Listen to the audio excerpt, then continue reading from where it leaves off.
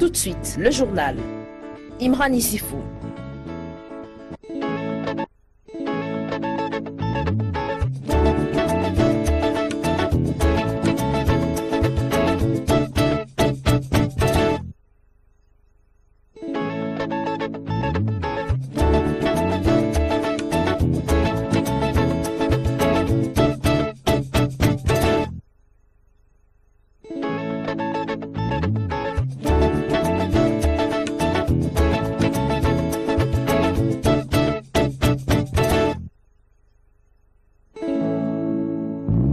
Tout de suite, le journal. Herman Anyambossou.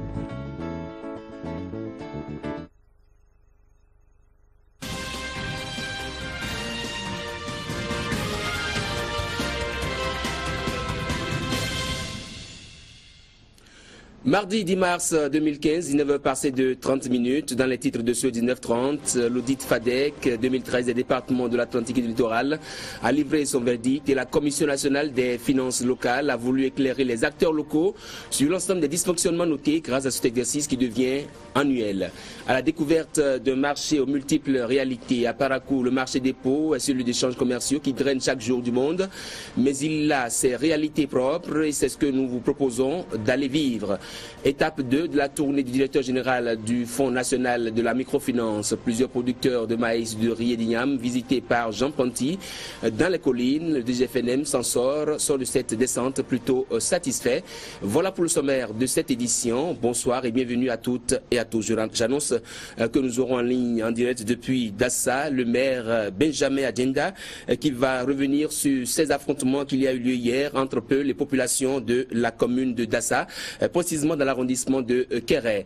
Et on démarre donc par cet atelier de restitution départementale de l'audit FADEC 2013 des départements de l'Atlantique et du littoral, un exercice qui a permis à la Commission nationale des finances locales CONAFIL d'éclairer des acteurs locaux sur la gestion faite des moyens loués à chaque commune au titre de l'année 2013. Le ministre de la décentralisation et le préfet de l'Atlantique littoral étaient à l'ouverture des travaux. Reportage de Rosalie Adjé et André Camus à Ayon. Cet atelier de restitution de l'audit FADEC 2013 des départements de l'Atlantique et du littoral est une réponse aux différentes questions légitimes relatives à l'usage fait par les communes des ressources mises à leur disposition pour le rayonnement des localités. Un exercice annuel dans toutes les communes du Bénin. Il réunit les maires, les représentants des communes et préfectures et les inspecteurs ayant en charge le suivi de ces fonds. N'ayant donc pas dérogé à ce principe pour l'exercice 2013, la rencontre de ce jour permettra aux communes de l'Atlantique et du littoral de se mirer afin de voir ce à quoi elles ressemblent pour corriger les dysfonctionnements notés par les inspecteurs. N'eût été votre présence et votre détermination, je crois que peut-être ne serait-ce que par l'incompréhension, beaucoup de maires se seraient retrouvés déjà en prison. Fort heureusement, vous avez pu expliquer et vos explications avec celles du gouvernement ont permis d'avoir une situation de calme. Mais c'est un calme relatif, puisqu'en réalité, des problèmes subsistent. Le fonds d'appui au développement des communes FADEC a été initié par le gouvernement en collaboration avec les partenaires techniques et financiers, et ce depuis 2008. Il s'inscrit dans la mise en œuvre des compétences transférées aux communes dans le cadre de la décentralisation. Sa mise en application vient renforcer la capacité d'intervention des autorités communales.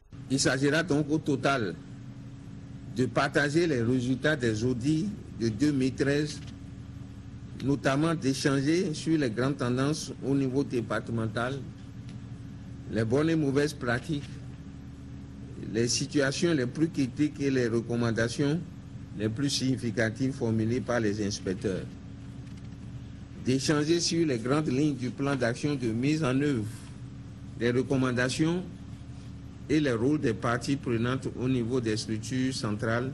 Les participants ont eu droit à une présentation précise du document, leur permettant de relever les évolutions et les dysfonctionnements en vue de garantir une meilleure gestion des ressources. En avril prochain, le barreau béninois va souffler ses 50 bougies. Le bâtonnier a organisé à cet effet ce mardi matin à la cour d'appel de Cotonou une conférence de presse pour annoncer les couleurs des préparatifs de la célébration du cinquantenaire. L'ordre des avocats entend travailler à rapprocher le justiciable de l'avocat. Reportage de Berger d'Or, Radiou. Le barreau du Bénin a fait du chemin. D'une catégorie socio-professionnelle restreinte et hybride à un ordre élargi, il s'apprête à écrire une nouvelle page de son histoire cette année avec la célébration en avril prochain du cinquantenaire d'une existence peu lacunaire. Aujourd'hui, le barreau compte 200 membres, d'une dizaine, dont 3-4 Béninois à 200 aujourd'hui, c'est un pas.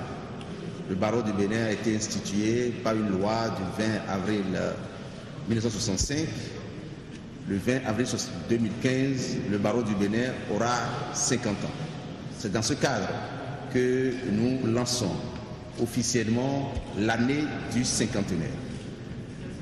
Une année chargée de souvenirs pour le bâtonnier et marquée par une kyrielle d'activités. Et pour populariser sa mission dans la cité, l'ordre des avocats fera aussi du social tout en tenant compte de la sensibilité du contexte. Je veux parler de la caravane de la défense. Il y aura des assistances gratuites, des défenses gratuites devant toutes les juridictions du Bénin. Et non seulement devant les juridictions du Bénin, mais également devant les mairies. Surtout en cette période, en cette veille électorale, les avocats pourront, au niveau des mairies, donner des conseils, sensibiliser les citoyens sur l'enjeu sans parti pris. Il s'agit de démystifier l'avocat dont le rang social et intellectuel éloigne parfois de la veuve et de l'orphelin. Une tâche qui contribue à la rupture des barrières sociales dont l'État peut assouplir l'accomplissement par diverses formes d'assistance au barreau du Bénin.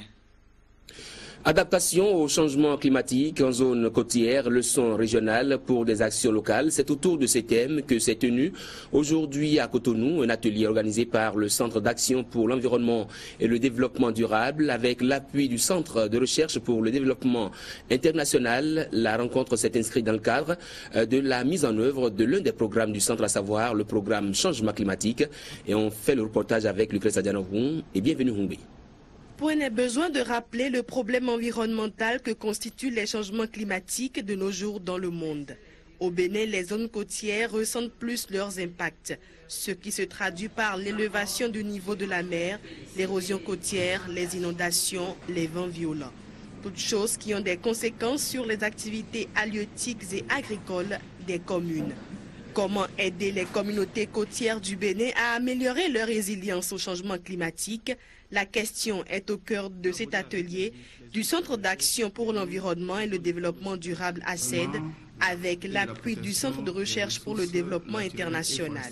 Il est aussi une occasion d'identifier avec l'ensemble des acteurs ici réunis les actions prioritaires à mener afin d'améliorer la résilience des communautés dans des secteurs de développement clés afin d'améliorer un peu la résilience de nos différentes communautés face au changement climatique. Plus qu'une préoccupation, les changements climatiques constituent donc une menace et les zones côtières du Bénin concernées au premier plan sont bien présentes à la rencontre. À Grand Popo, l'avancée de l'océan Atlantique est visible grâce à la montée des eaux et les flux et reflux des vagues qui ont déjà emporté plusieurs maisons. Face à un phénomène d'une telle envergure, des mesures doivent être pensées et mises en œuvre pour améliorer les conditions de vie des populations. Plusieurs actions ont été menées au Bénin pour faire face au changement climatique. La Convention cadre des Nations Unies sur le changement climatique et le protocole de Kyoto ont été ratifiés. Par ailleurs, la communication nationale initiale et le programme d'action nationale aux fins d'adaptation au changement climatique ont été élaborés. Ces différentes études ont démontré l'urgence de développer des stratégies d'adaptation aux fins d'améliorer la résilience des communautés à risque. Pour le représentant du ministre de l'Environnement chargé de la gestion des changements climatiques et du reboisement, l'initiative de ACED est appréciée car nul ne sera de trop dans cette lutte. Le Centre d'action pour l'environnement et le développement durable est créé en 2010 avec pour principale mission d'améliorer la sécurité alimentaire et nutritionnelle au Bénin tout en assurant la pérennité de l'environnement. Cotonou accueille depuis ce lundi les activités du 11e anniversaire de la mise en application du mécanisme africain d'évaluation par les pairs au Bénin. Président d'institutions, députés, représentants des partenaires techniques et financiers et des organisations de la société civile, chefs de mission diplomatique, membres du gouvernement et autres acteurs ont pris part au colloque de la première journée des travaux tenu au Palais des Congrès de Cotonou. Laurence Ngandou, bienvenue Hongbe. 11 ans déjà que le Bénin a adhéré au mécanisme africain d'évaluation par les pairs MAEP. Plus d'une décennie d'action pour ce premier pays francophone signataire, qualifié de référence à travers les performances enregistrées à ce jour. On constate qu'il y a eu des acquis certains avec le MAEP dans le sens du renforcement de la paix et de la promotion de la bonne gouvernance, gage de croissance économique. C'est un outil inclusif et participatif qui nous engage tous.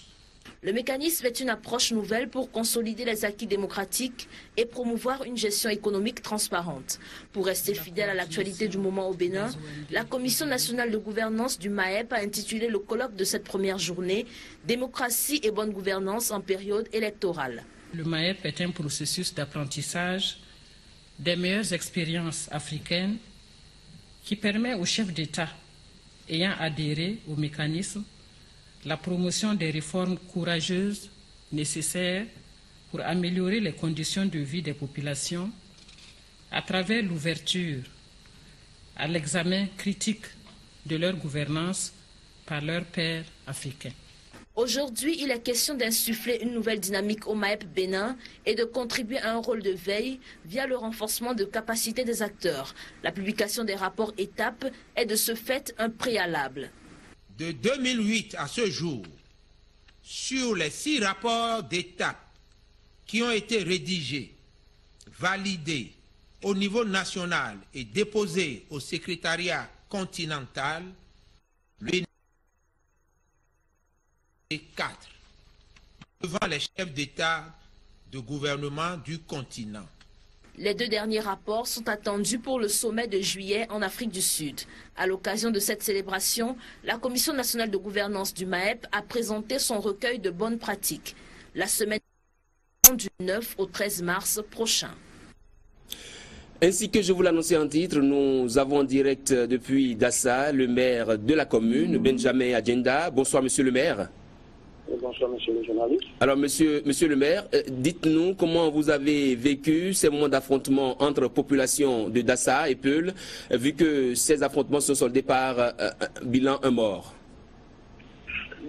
Bon, oui, c'est une situation que nous déplorons. Et en fait, tout a commencé ce matin, ce petit matin, quand un de nos producteur a été retrouvé mort dans son champ. Et les populations, alors qu'il est au champ, il était avec sa femme. Et les transhumants passaient hier là en pleine journée quand il leur demandait de ne pas piller ses récoltes. Et aussitôt, ces transhumants-là l'avaient menacé. Mais vers 17h, entre 17h et 18h, il avait demandé à sa femme de vite rentrer pour pouvoir faire le repas du soir. Et la femme, l'espérant à la maison, ne l'a pas vu. Et c'est après 0 heure qu'une équipe, les membres de sa famille étaient à sa tête et l'ont retrouvé mort.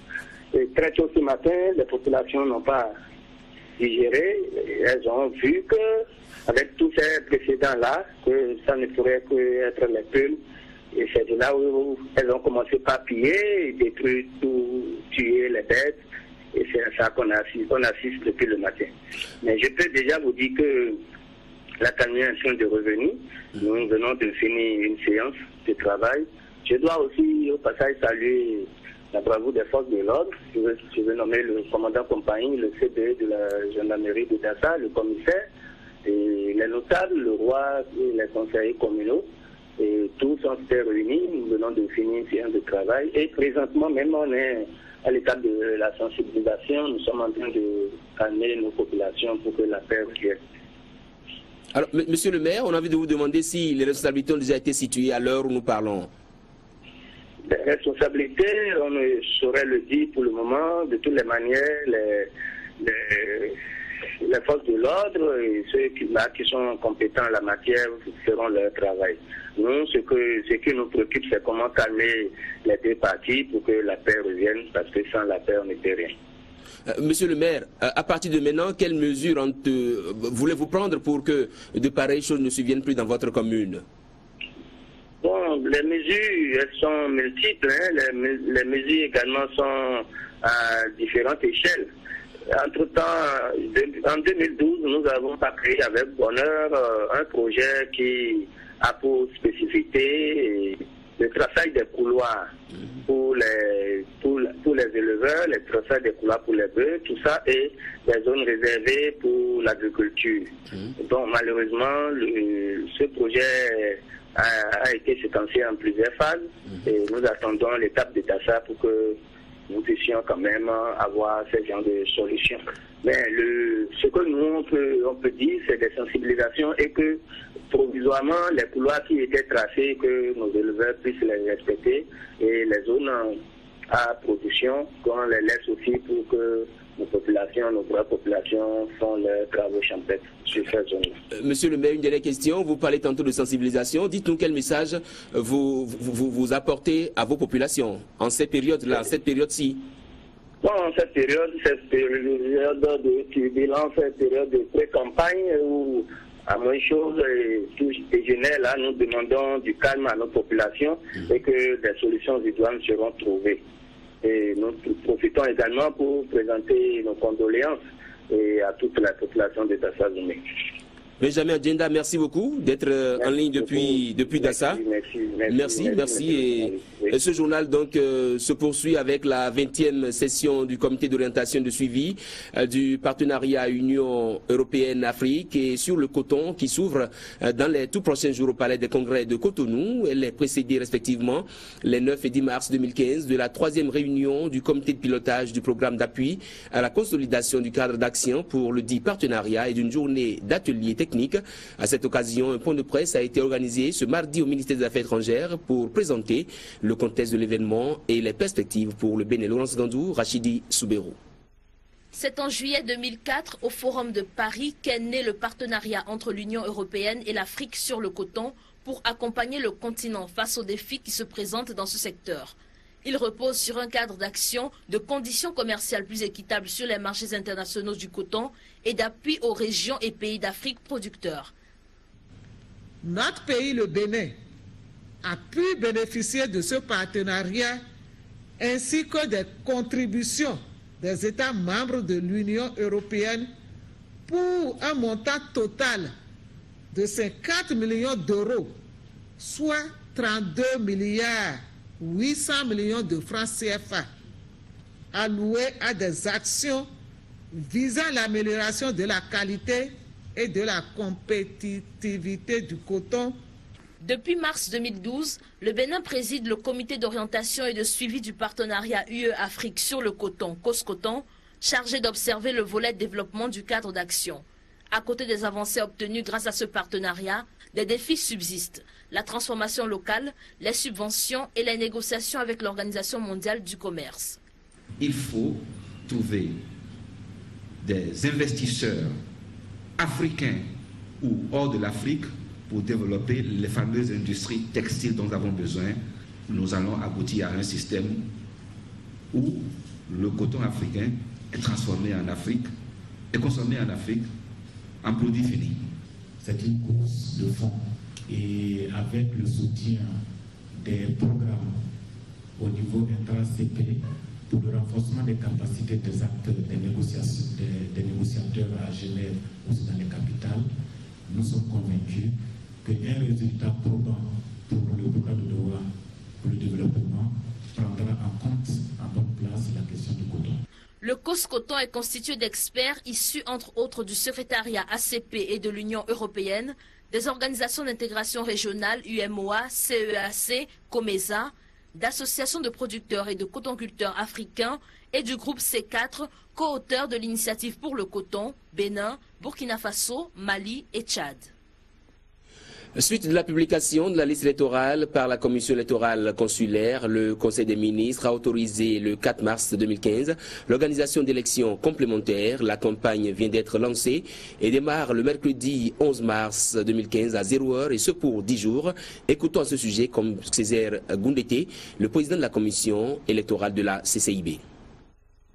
Après la publication de la liste électorale le lundi 26 janvier 2015, par la commission électorale consulaire, le Conseil des ministres, entendu en sa séance du 26 février 2015, a, conformément aux dispositions de l'article 88 des statuts de la Chambre de commerce et d'industrie du Bénin, pris le décret numéro 2015-083 du 4 mars 2015 portant convocation du corps électoral et organisation complémentaire des membres de l'Assemblée consulaire de la Chambre de commerce et d'industrie du Bénin. Au regard des dispositions du dit décret et au terme de l'article 89 des statuts de la Chambre de commerce et d'industrie du Bénin qui prévoit, citation, la campagne électorale est déclarée ouverte par le président de la commission électorale consulaire. Elle dure 10 jours et s'achève la veille du scrutin à 0h, soit 24 heures avant le jour du scrutin. Fin de citation. Je déclare officiellement lancer la campagne électorale qui démarre le mercredi 11 mars 2015 à 0h et prend fin le vendredi 20 mars 2015 à minuit. En conséquence, j'invite tous les candidats retenus pour cette élection complémentaire à organiser leurs réunions électorales pour convaincre les électeurs de la pertinence de leur candidature, dans le respect des règles établies à cet effet.